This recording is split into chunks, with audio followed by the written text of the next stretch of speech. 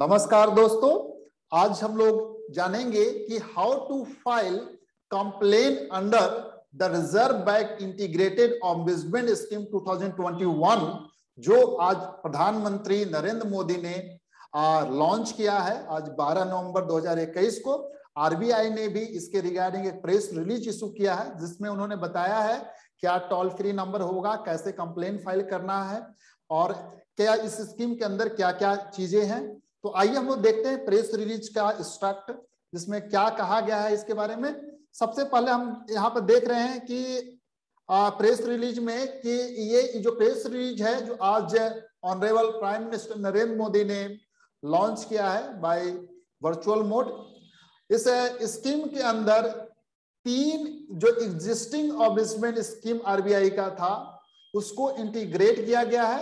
The banking ombudsman scheme 2006, second ombudsman scheme for the non-banking financial companies 2018 and ombudsman scheme for the digital transaction 2019.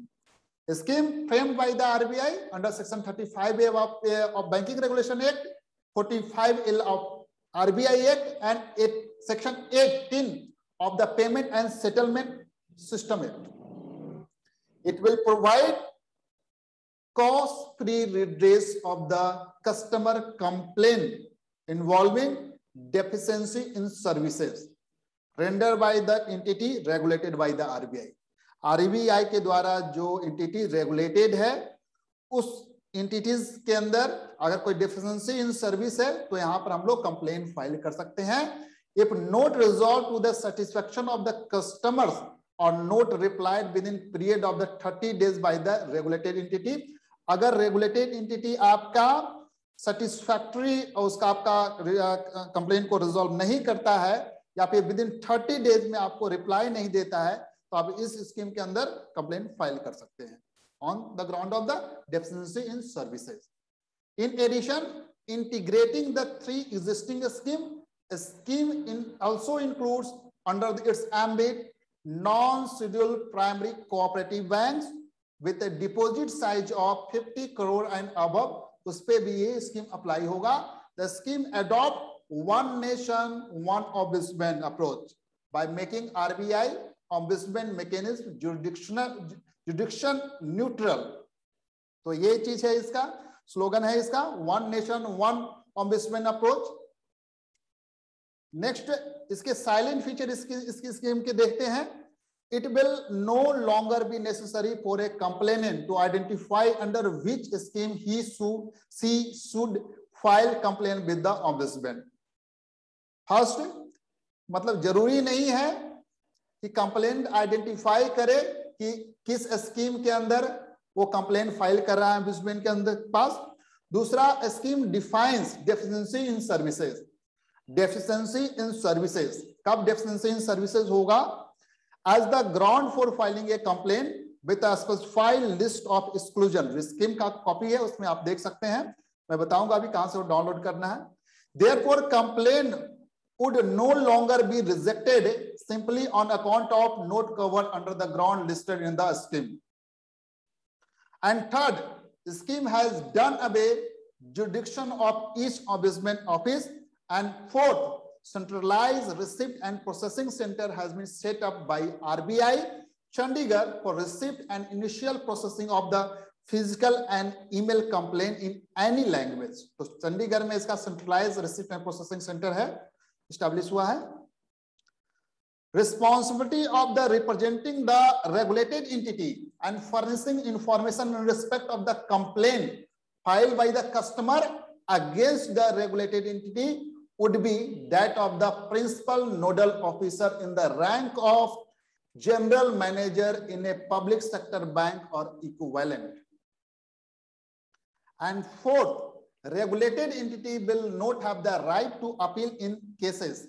regulated entity के पास right to appeal नहीं होगा where an award is issued by the ombudsman against it for not furnishing satisfactory and timely information on document. इस case में regulatory entity के पास right to appeal नहीं होगा।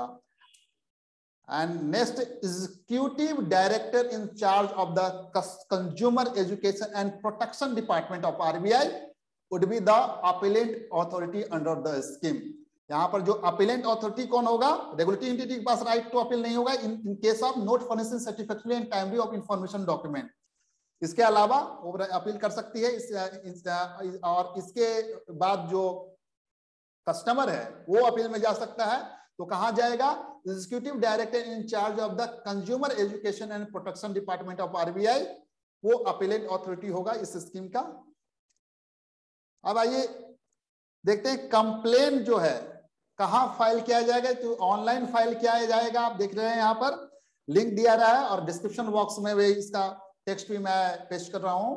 तो cms.rbi.org.in, तो इस पे आप ऑनलाइन कंप्लेन फाइल करेंगे।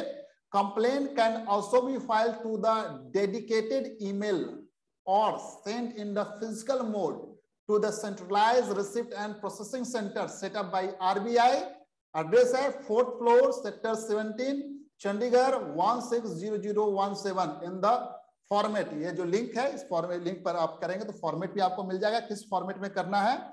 एडिशनली एक contact centre with toll free number जो होगा 14448 ये ओपन रहेगा आपका 9:30 AM to 5:15 PM तक। Is also being operationalised in Hindi, English and 8 regional language to begin with and with expanded to cover other than languages in due courses. उसके बाद और सारे लैंग्वेज में आ जाएंगे।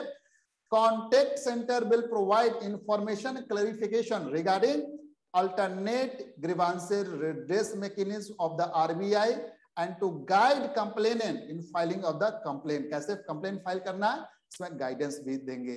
एक copy of the scheme is available on the RBI website and on the CMS portal, जो portal का नाम दिया हुआ है cms.rbi.org.in। इस पे आपको इसका कॉपी मिल जाएगा। The scheme will be effective from today 12 November 2021। Thank you so much for watching this update. आपको डिस्क्रिप्शन बॉक्स में ये सारा प्रेस रिलीज का कॉपी और जो लिंक है वहां पर आप जाके क्लिक कर सकते हैं। जैसे कि आप साइट का, तो साइट पे आप क्लिक कर सकते हैं, जिससे आपको पूरे वेबसाइट जो है वो ओपन हो जाएगा यहाँ पे। Thank you so much for watching this video.